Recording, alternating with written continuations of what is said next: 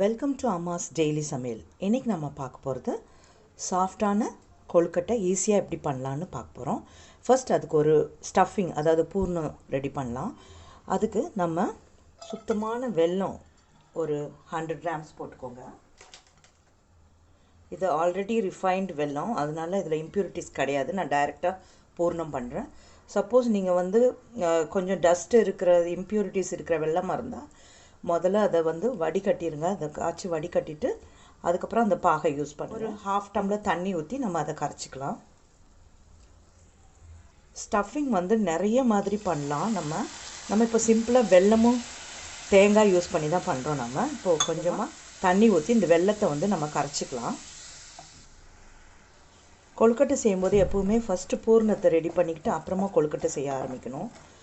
நம்ம ஃபஸ்ட்டு கொழுக்கட்டை மாவை ரெடி பண்ணிவிட்டு அப்புறம் பூர்ணம் செஞ்சிங்கன்னா அது காஞ்சி போயிடும் அந்த மாவு. ஸோ பூர்ணத்தை ரெடியாக வச்சுக்கிட்டு தான் நம்ம கொழுக்கட்டை மாவை நம்ம பிசையணும். ஸோ இந்த வெல்லம் ஓரளவு கரைஞ்சிருச்சு. இதில் நம்ம கொஞ்சோண்டு வெள்ளை எள்ளு போட்டுக்கலாம். நீங்கள் கடலைப்பருப்பு கூட நல்லா ஊற வச்சு வேக வச்சு அதை நீங்கள் போடலாம். நான் இங்கே வெறும் எள்ளு, தேங்காய், ஏலக்காய் மட்டும் யூஸ் பண்ண போகிறேன். அடுத்ததாக கொஞ்சோண்டு ஏலக்காய் போட்டுக்கலாம். அடுப்பு மீடியம் ஃப்ளேமில் வச்சுக்கோங்க, இல்லாட்டி சிம்மில் வச்சுக்கோங்க. அடி பிடிச்சிடக்கூடாது. ஏன்னா இப்போ தேங்காய் போட்டோடனையும் உடனே அந்த வெல்லம் அப்படியே சுருண்டு வரும். ஸோ நம்ம சிம்மில் வச்சுக்கலாம். அடுப்பு சிம்மில் வச்சுட்டு துருவி வச்ச தேங்காவை இதில் போட போகிறோம். இதில் தேவைன்னா நீங்கள் ஒரே ஒரு ஸ்பூன் கீ ஆட் பண்ணிக்கலாம். இது ஆப்ஷனல் தான், இல்லாட்டியும் நல்லா தான் இருக்கும்.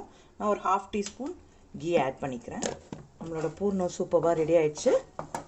இது ஆற ஆற கொஞ்சம் திக்கன் ஆயிரும். அதனால் நம்ம இப்போ ஆஃப் பண்ணி தனியாக எடுத்து வச்சுட்டு மாவு கட்டி செய்ய ஆரம்பிச்சிடலாம். இப்போ ஸ்டஃபிங் நம்ம செஞ்சு ரெடியாக எடுத்து வச்சிட்டோம். அடுத்ததாக நம்ம கொழுக்கட்டை செய்ய ஆரம்பிக்கலாம். அதுக்கு நம்ம இந்த கப்பில் தான் நம்ம கொழுக்கட்டைக்கு மாவு ஒரு கப் எடுக்க போகிறோம். ஸோ அந்த கப்லேயே 1.5 கப் தண்ணி எடுத்துக்கோங்க.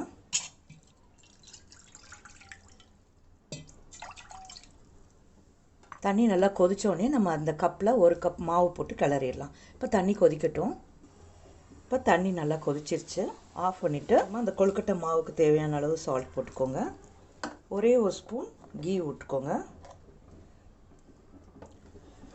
கொஞ்சம் கீயும் சால்ட்டும் போட்டாச்சு. இப்போ நம்ம இந்த மாவை கொஞ்சம் கொஞ்சமாக இதில் ஆட் பண்ணி கிளற போகிறோம்.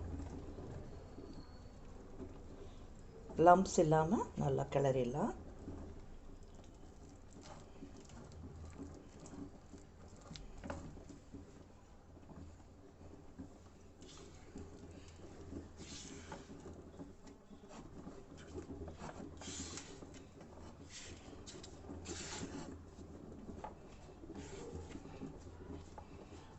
மாவு நல்லா மிக்ஸ் ஆன பிறகு நம்ம ஒரு 5 மினிட்ஸ் இதை மூடி வச்சிடலாம்.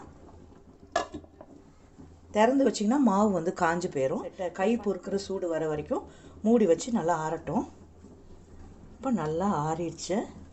கையில் ஒட்டாமல் இருக்குன்னா கொஞ்சம் ஆயில் வேணால் கையில் போட்டுக்கோங்க.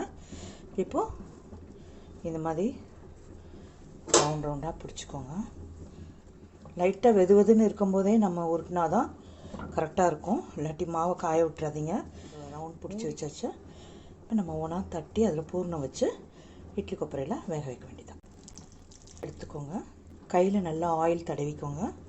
ஆயில் தடவிட்டு நல்லா ப்ரெஸ் பண்ணி நல்லா விரித்து விட்டுக்கோங்க. மெல்லீஸாக நல்லா விரித்து விட்டுக்கோங்க. ரொம்ப பூர்ணம் வைக்கக்கூடாது. ஒரு 1/4 டீஸ்பூன் வச்சா போதும். இவ்வளோ வச்சா போதும். இல்லைன்னா ஸ்குவீஸ் ஆகி வெளியே ரொம்ப ஆக்வர்டாகிடும். இப்போ இந்த ஓரத்தை மட்டும் நடுவில் ப்ரெஸ் பண்ணாமல் ப்ரெஸ் பண்ணிடுங்க. இந்த ஓரத்தை மட்டும் ப்ரெஸ் பண்ணி விட்ருங்க. அழகாக பாருங்கள், இந்த மாதிரி ஸ்டஃபிங் பண்ணோம். நம்மளோட கொழுக்கட்டை இது மாதிரி எல்லாத்தையும் ரெடி பண்ணிக்கலாம். இப்போ நம்மளோட ஸ்டஃபிங்லாம் ரெடி ஆகிடுச்சு. இதை நம்ம இட்லி கொப்பரையில் வச்சு ஒரு 10 to 15 மினிட்ஸ் நம்ம வேக வைக்கணும். எப்படி பண்ண பார்க்கலாம். இட்லி பாத்திரத்தில் தண்ணி வச்சுட்டு நம்ம இட்லி வேக வைக்கிற மாதிரி இந்த கொழுக்கட்டைகளை இந்த இதில் வச்சுக்கலாம்.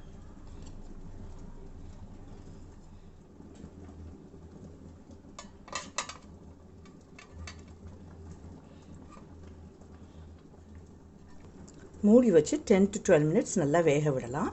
இப்போது 12 மினிட்ஸ் ஆயிடுச்சு. நம்ம திறந்து பார்க்கலாம். ஸ்டவ் ஆஃப் பண்ணிவிட்டு திறந்து பார்க்கலாம். ஆயிடுச்சு. கொழுக்கட்டை சூப்பராக ரெடி ஆயிடுச்சு. பிடிச்சிருந்துன்னா என்னுடைய சேனலுக்கு லைக் பண்ணுங்கள், கமெண்ட் பண்ணுங்கள், சப்ஸ்கிரைப் பண்ணுங்கள், ஷேர் பண்ணுங்கள். சூப்பர் கொழுக்கட்டை தயார்.